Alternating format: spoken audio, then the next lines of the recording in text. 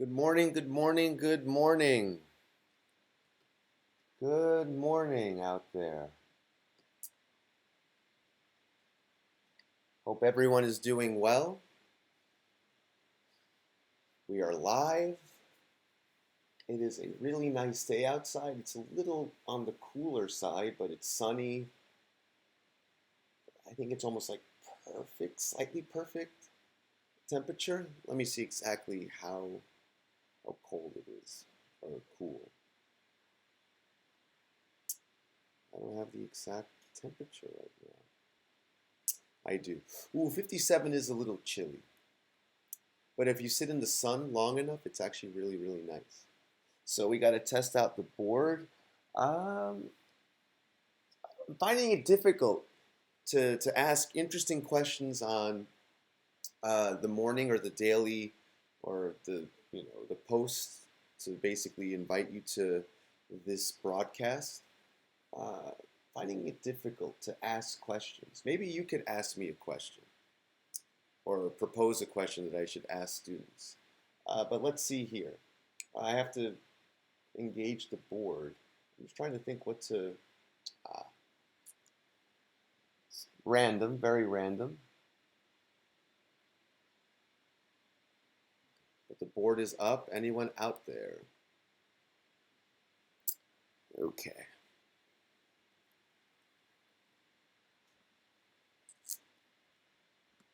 Please let me know when you're out there.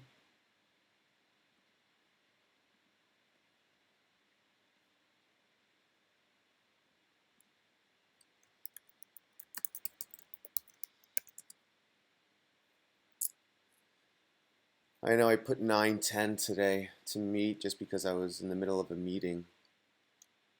But apparently there's one viewer out there.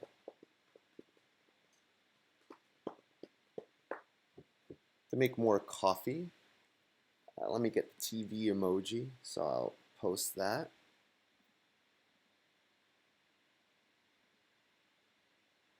Hey, Sarah. Good morning.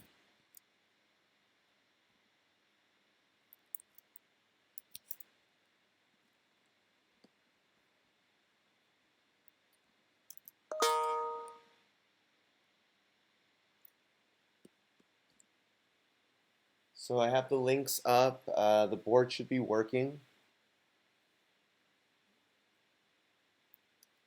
So if you can just test the board, please. This is, oh gosh.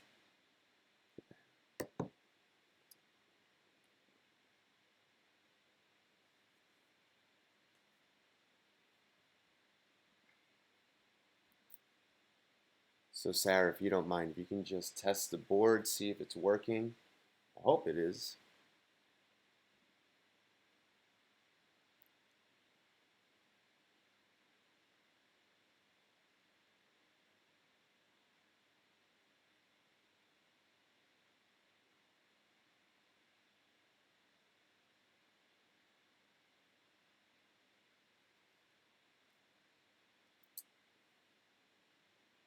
Okay, so I'm still out here. I'm just waiting for more of you to show up.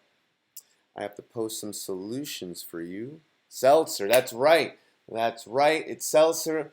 The reason why I said that because I was looking straight ahead. I was trying to find an interesting word, just something exciting, and it's getting harder and harder to be as unique. I think on one of the last days when I broadcast, I think I'll finally show my face. I've been thinking about that. You haven't seen me since March. It's Friday the 13th. I think that's the last time we saw each other. March 13th, if you remember. That was our last meeting. For those who were even there that day. So anyway, I'm just looking into my kitchen. I see a can of seltzer. That's the only reason. I could have chosen a pepper shaker, salt. Could have chosen an apple. Um, what else? I have watermelon that I'm looking at. It's massive, by the way, this watermelon. They're so heavy. I think that's how they determine if, good morning, Kyle, if a watermelon is good or sweet or ripe or ready to, be cut into. It depends on how heavy it is. That's what they say. Because they all could look kind of big, but they're not all, as dense, if you will. So the more dense a watermelon is, the more flavorful it will be. So now you know. FYI. FYI. And look at that. So we'll wait like another minute or so.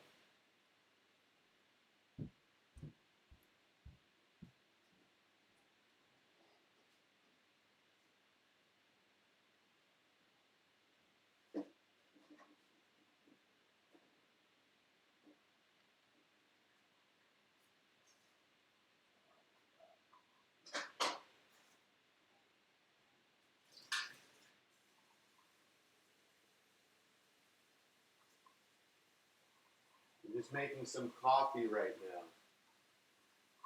Waiting for you guys to show up. So I'm going to post the solutions to the first, 27 questions of the review sheet. I'm going to post that in about a minute. So this way you have it. The final exam is coming. We have one last section. There's 6 of you here now. Good morning, all. I posted a slice of watermelon just because I'm looking at it straight ahead in my kitchen. And you know what? Actually, I should just take a picture of it.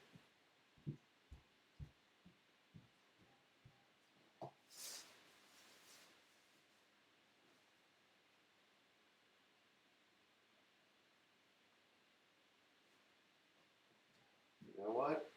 That's it. It's gone. So I'm going to share this on, we're almost at 9:10. I'm going to put it in the chat. And that's the coffee machine that's going.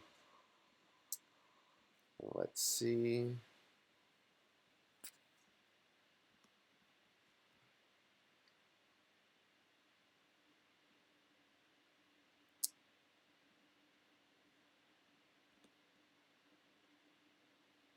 Do you guys enjoy the GIFs that I upload or like whatever other like random stuff that goes into the chat? You guys like that? Anyway, so now the watermelon is live on the stream. So this way you get a better idea as to, my surroundings. Maybe one day I'll give you a tour.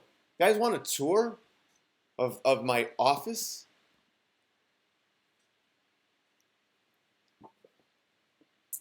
You let me know.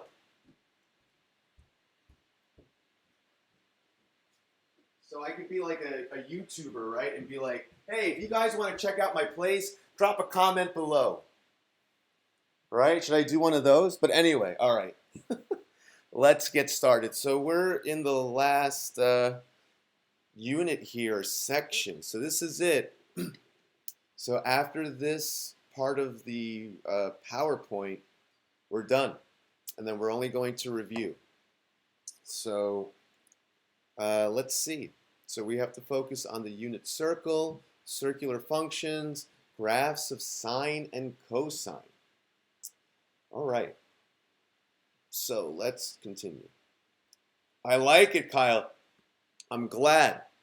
I try to make it exciting. I know if I were a student, I love that stuff. I love memes. I love GIFs. I love like everything that's like 2020 and like virtual. I'm not a fan of TikTok, although there's like some really funny TikToks, and my wife is into TikTok.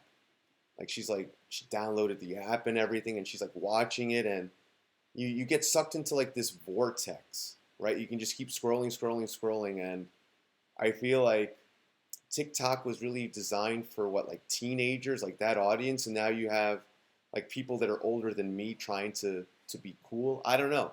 If you guys like it, great.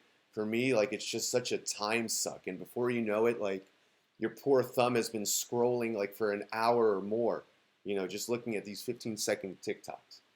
But anyway, going back to this, because I can get easily distracted, as you can see. Yeah, we're basically at the end. And this last chapter, or last section of the chapter, is going to be related to basically what we're looking at. Culmination of topics, if you will. And it's going to end with looking at the sine and cosine graph. All right, so let's move along here. So we've been looking at circular functions for the most part, or cyclical, if you will. I would look at it in terms of how we were looking at terminal sides on the coordinate plane. Specifically, if you think about it, we had quadrants 1, 2, 3, and 4, and then if we had an angle that was greater than 360, it would repeat, right? It would go back to quadrant 1, and then 2, 3, and so forth. So every 360 degrees, we would have this, repetition or this cycle repeating over and over.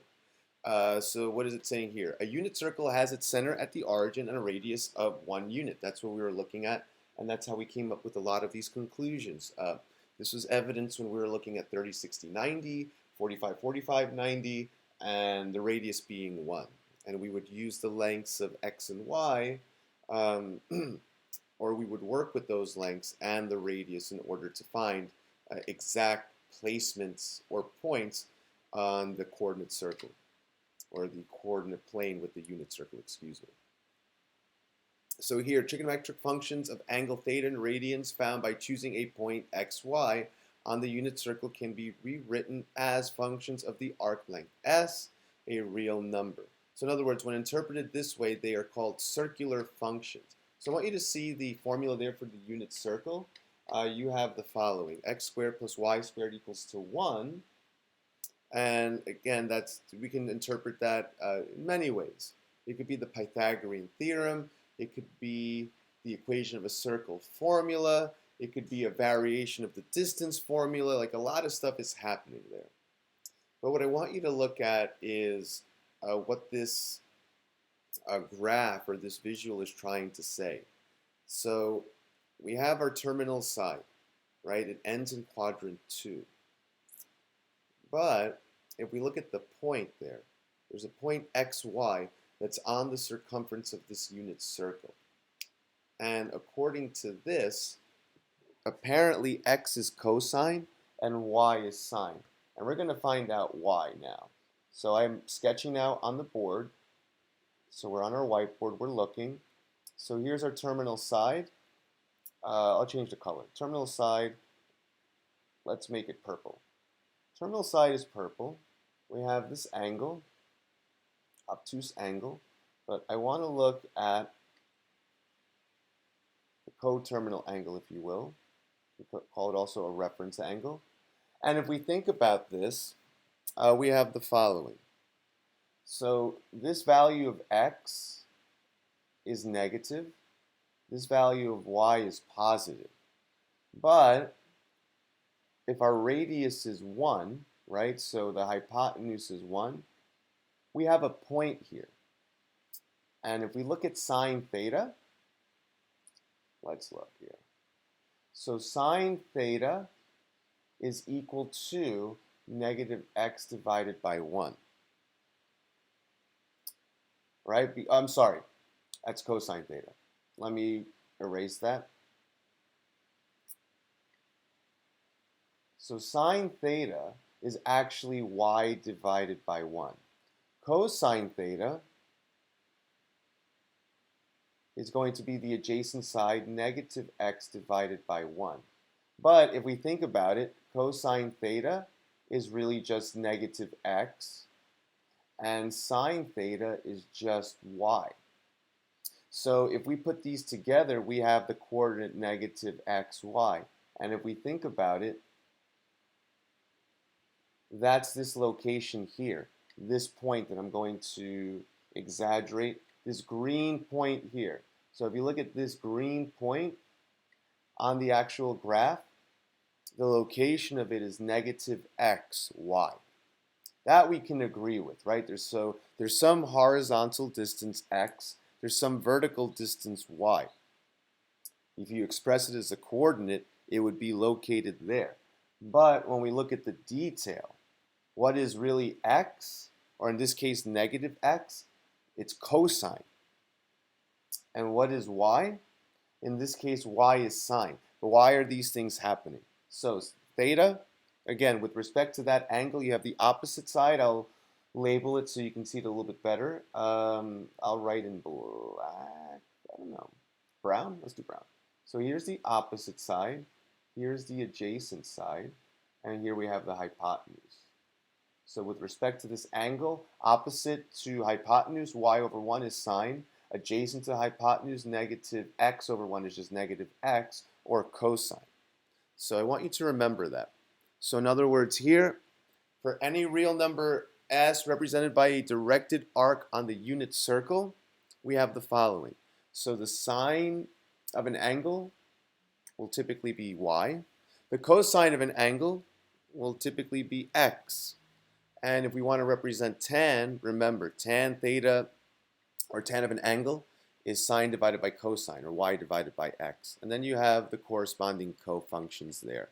A closer look will reveal it here in the unit circle. So please take a moment to look at that. I'll give you about 30 seconds to process all of that. Look at the points, look at the angle measures, look at what we spoke about when we were dealing with, again, 30, 60, 90, 45, 45, 90.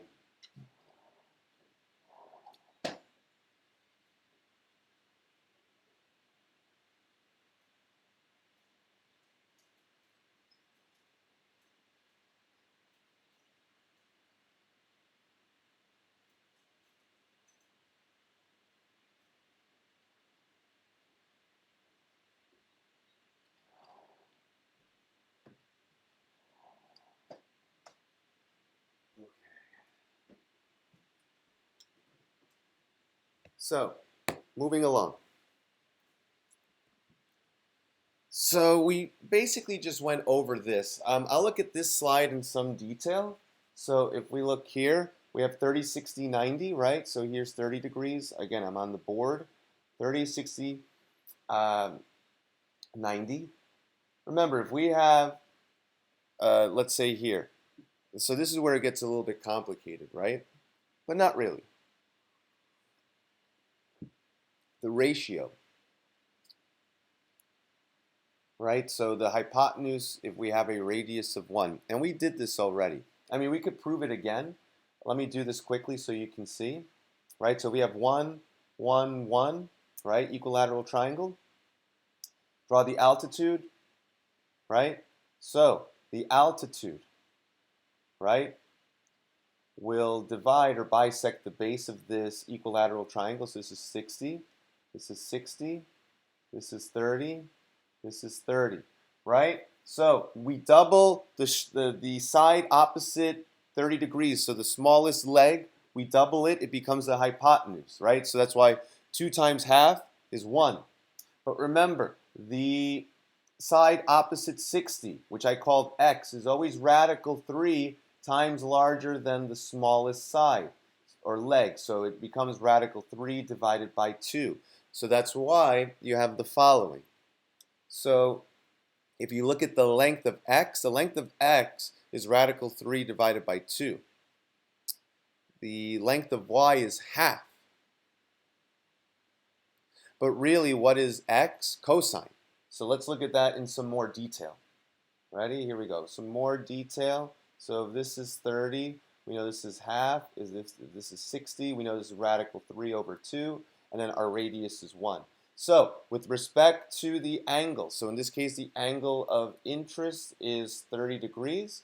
So here, opposite, adjacent, hypotenuse. Are people talking out there? Let's see. Okay. So we're good so far. So with respect to, if this was on a coordinate plane, so let me put this on a coordinate plane quickly. You can zoom out to get a greater appreciation. So let me make a coordinate plane quickly. So here we're at the origin, right? So here, this color, this, the red color. The red color here is the x value. But if you put radical 3 divided by 2 over 1, or adjacent divided by hypotenuse, that's cosine. So cosine of 30 in this case is radical 3 divided by 2. And you can do that. You can test it on a calculator. Here, sine of 30 should be 1/2,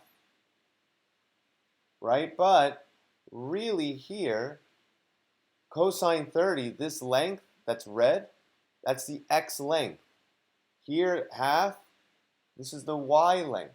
So, as a coordinate, the location of, let's say, this point on the circumference of the unit circle, it will be radical 3 divided by 2, comma 1/2. So in other words, if you have an angle that's 30 degrees and you have a unit circle, you can locate the exact point on the circumference so that if you were to create a terminal side, that terminal side would have an angle of 30 degrees. I hope that is kind of clear. So I'll give you a second to process all of that.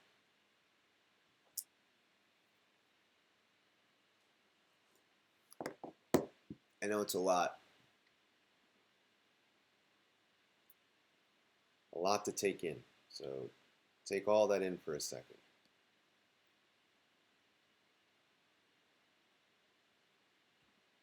You could write some stuff down.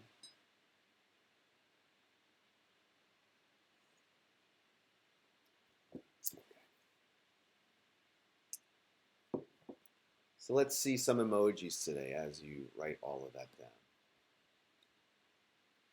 I see smiley faces, a wizard, a panda. What is this? Like an octopus or a squid? I see hearts. I like the whale, stars, turtle or tortoise, flower, another smiley. Brittany's thinking about the beach. I like Harpreet's thumbs up, butterfly, the alien. Oh, Valentina's upside down, and Sydney is, I guess, flat. Neither happy nor sad. Maybe have some cereal, Cindy.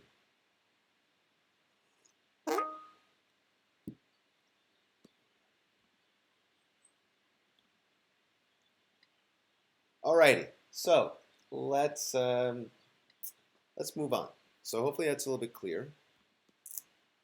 Unit circle, we spoke about. Unit circle is symmetric with respect to the x-axis, y-axis, and the origin. Remember when we test that, when we put the -1, right? So that was the whole thing. We want to see, or if we make it negative, excuse me, the end result, we would want to see certain features, right? So if you throw in -x, and then you square it, and you get the same result, right? Then you have symmetry across the x-axis, y-axis, and or origin. So it depends if you're throwing in the negative for the x, the negative for the y.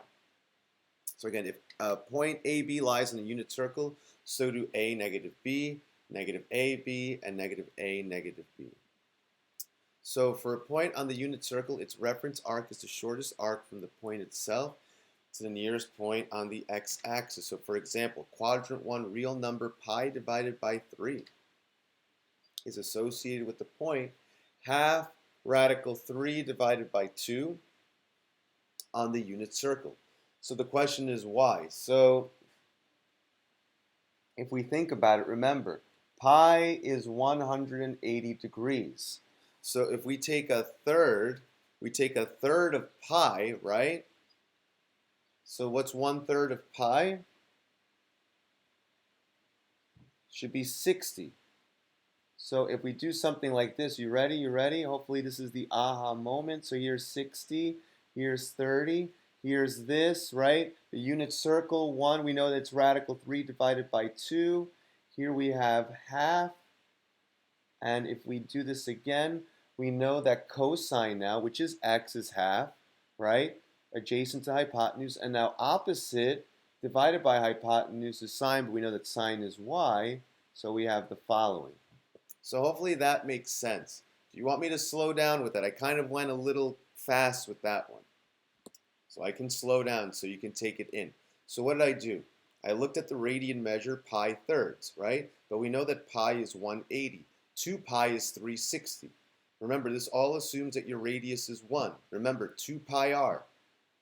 With r being 1, let me write this here, 2 pi r, right? If r is 1, then we just have a circumference of 2 pi. But the circumference, that whole perimeter, right, for lack of better words, it represents 360 degrees. If you chop that in half, right, half of the circumference, then you're left with just pi, or a half a circle, a semicircle, 180 degrees. So that's why if you go back to what I wrote, pi is 180 degrees. But if you take a third of pi, that is 60 degrees. So you're still out there? I know it was a lot. I know like that I threw a lot at you. Hopefully you were able to follow along. Hopefully it's all coming together. You have that aha moment. Right, so hopefully as I was discussing all of that, a lot of you did this at home, and you don't have to be ashamed to do this, but isn't that like similar to an aha moment? Like, yeah, I got this. Bam.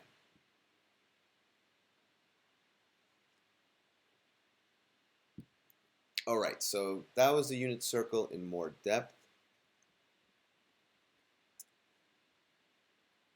So here, what are we looking at? Symmetry, type, and corresponding point. So here, quadrant as pi thirds. Here, it's not applicable. Cosine and sine. Here, if we have, so now this is where it gets a little bit complicated now with these notations. Pi minus pi divided by 3, right? 2 pi divided by 3, so this is in quadrant 2. Right, because here it's 180 minus, if you think of it 60, then it's 120 degrees. So again, in quadrant 2, symmetry type and corresponding point, the y-axis, and here we have the values negative half, radical 3 divided by 2. So it's just variations of essentially a 30, 60, 90 right triangle. And here you have the values of cosine and sine. And again, that's depending on where you are in the coordinate plane. So I know this could be confusing. But remember, pi is 180. 1/3 of pi is 60. So if you add 180 with 60, that'll give you 240. But then that puts you in quadrant 3. So here, if you take 360 and subtract that by 60, you're left with 300 degrees, or you're in quadrant 4. So here, the unit circle, as we mentioned, cosine of an angle is x, sine of an angle is y, and then we're left with our Pythagorean identity, what we spoke about in the previous section. So some domains about sine and cosine. I wouldn't worry too much about the tangent and secant functions, nor the cotangent and cosecant functions.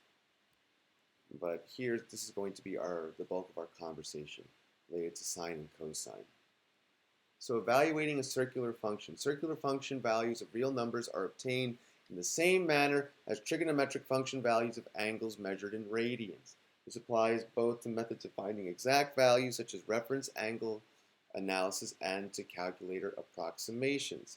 Calculators must be in radian mode when finding circular function values. So that's something that you need to change. So right now, if you want to make sure that we're kind of communicating in the same way, you could put the calculator or the mode into radians. So let's look at this example. So it's saying here, find the exact values of sine 3 pi divided by 2, cosine 3 pi divided by 2, and tan 3 pi divided by 2. So here's the whole thing. Ready? So this is what we need to find.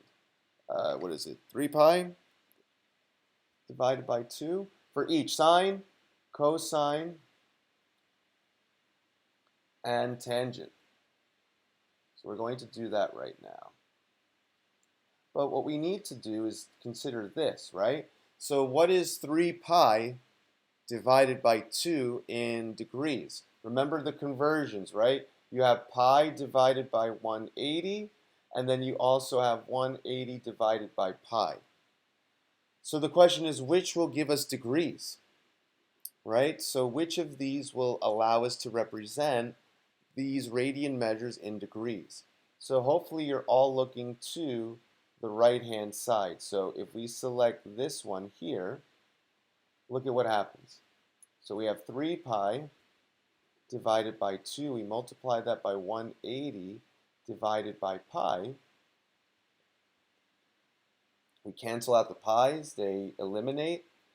We can reduce 180 with 2. That gives us 90. 90 times 3, right? Then we're left with 270 degrees. So this should be 270. So sine of 270, cosine then of 270, and tan of 270. So that's really what we're looking for.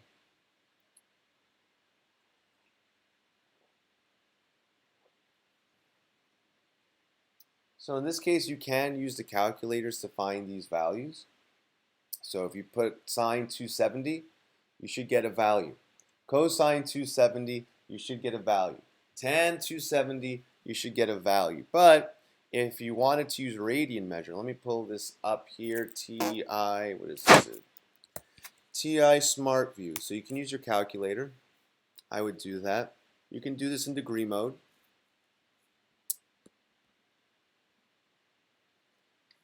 So hopefully you found sine to be -1, cosine 0, and then tan to be undefined. But if we use the power of the calculator, we'll leave it in degree mode. Radian mode, excuse me. So I'm just curious what happens if you do sine, but now you represent it with the radian measure. So I'm going to do that now, so you can see.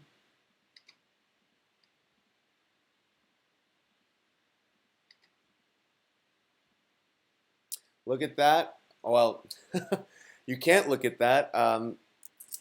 Wishful thinking on my end. I've been quarantined for too long. I think we all have been. But let me just share what I did. So hopefully you did the same thing. So what I'm going to share with you right now is essentially the following. What I did was I went into my calculator. Hold on. Let's see if we can do this. Come on. There it is. All right. So this is what I did. I did not, here, let's do this. I did not convert, or I did not go into degree mode. I stayed in radian mode. And I used these values to interpret what the values of sine, cosine, and tangent would be. I'm just showing an example of sine. So if for whatever reason you want to explore your options, I'll even say if you're too lazy to convert to degree mode and you have, good abilities with inputting fractions into your calculator, then you could do something like this and you'll get the same response, whether you have sine of 270 degrees or sine of 3 pi divided by 2. You should get the same response. And if you did this now for all of them, you should have the values that we found before. So it should be -1 for sine, 0 for cosine, and then again tan will be undefined. So this is a quadrantal angle. So if we look at the next example, it's saying here, use the figure to find the exact values of cosine 7 pi divided by 4 and sine of 7 pi divided by 4. So I'm going to give you a moment to do that. Find the exact values for each. So if you'd like, right, so here's, we'll look at the sine example. Sine of 7 pi divided by 4. Remember, convert that to degree. Convert it to degree.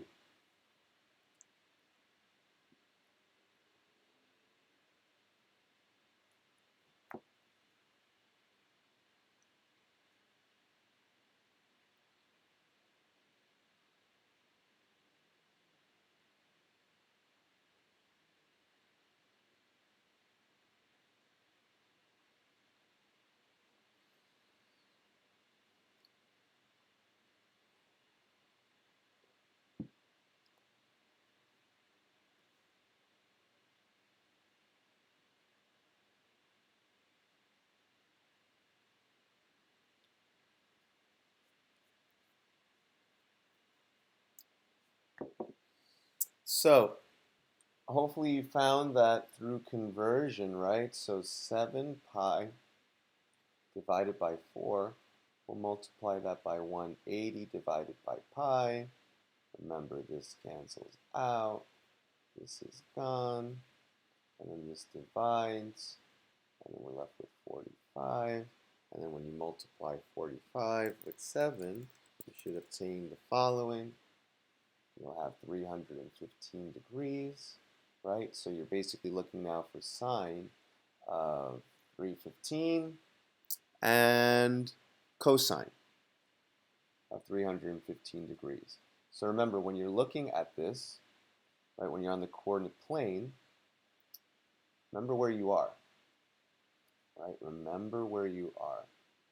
What quadrant? So this would place us here. So we really want this angle here. Don't forget that in this case, x is positive and y is negative. Remember, all students take calculus, right?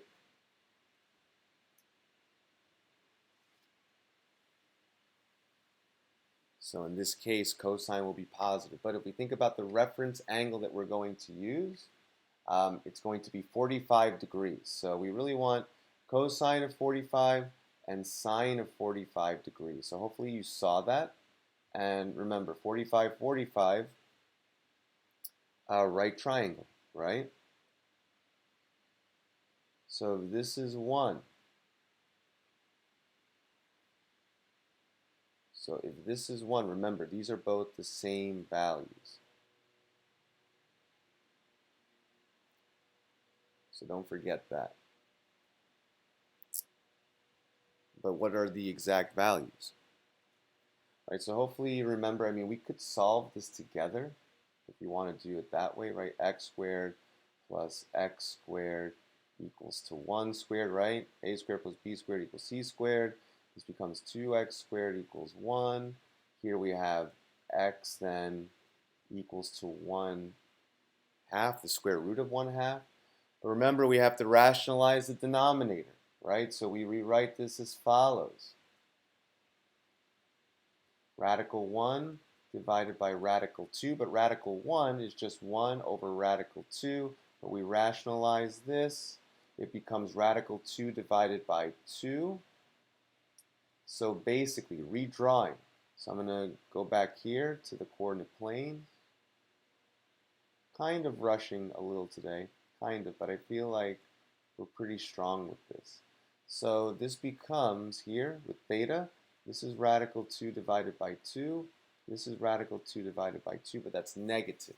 So cosine is positive here. So cosine of 7 pi divided by 4 will equal to positive radical 2 divided by 2.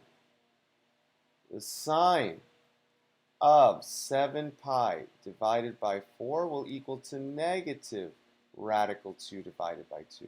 And if you don't believe me, just put this in your calculator.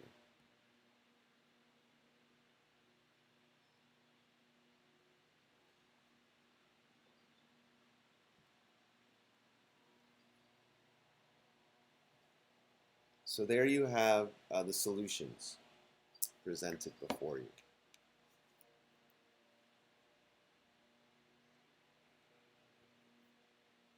So again, it's getting familiar with the unit circle, converting from radian to degree, and then if you have a large angle, so an angle that's not acute, let's say, whether they're reference, reflex, etc. Try to find the related or the reference angle, and then you can use that to find exact values as well as exact location of points on the circumference of this unit circle. So a lot happening.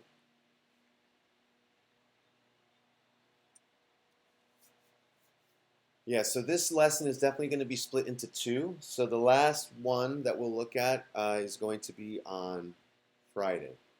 Friday will be the last lesson related to this. So we're going to end, we're going to end now. Continue working on the review sheet. I'm going to assign more questions. I'm going to post the solutions to the other questions in like 5 minutes, not even. Do you have any questions for me? Let's see. Anyone out there? No. Doesn't seem like there's any questions. All right, so we have one more class that deals with learning new content, and then the remaining classes are going to be review up until we get to the actual final exam. I don't know the date yet. Definitely that first week of June. Either the 1st, 2nd, or let's see. Yeah, 1st, 2nd, or the 5th, I'm thinking. And then that's it. Any questions for me before we end today?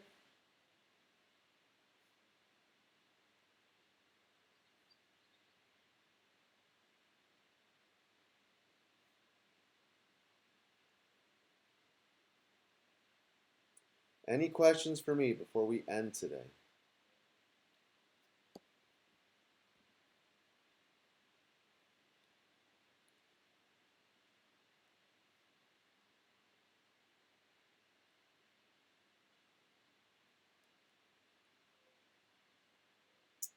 Okay, if there are no questions for me today, then we definitely had a great class. Again, the homework that I'm going to post today will be related to the review sheet. I just want to make sure that you guys are ahead of the game. I know that there's AP exams going on, so if for whatever reason you submit a late homework, I'm not going to penalize you. So again, I want to be flexible. I know that you have to prepare for these exams, and you have about 1 more week left. So after that, then it will be all downhill for the most part. Again, I'm not going to go over any new content. After this Friday, we're going to be review, nonstop review, and then you should be ready for your final exam. All right, on that note, everyone, have a great day. Enjoy the day. It's beautiful outside. Try to get some sun if you can, and be safe out there. We'll speak on Friday. But again, I'm available every day if you need to reach me for whatever reason. I'm here for you. Have a good one, everyone.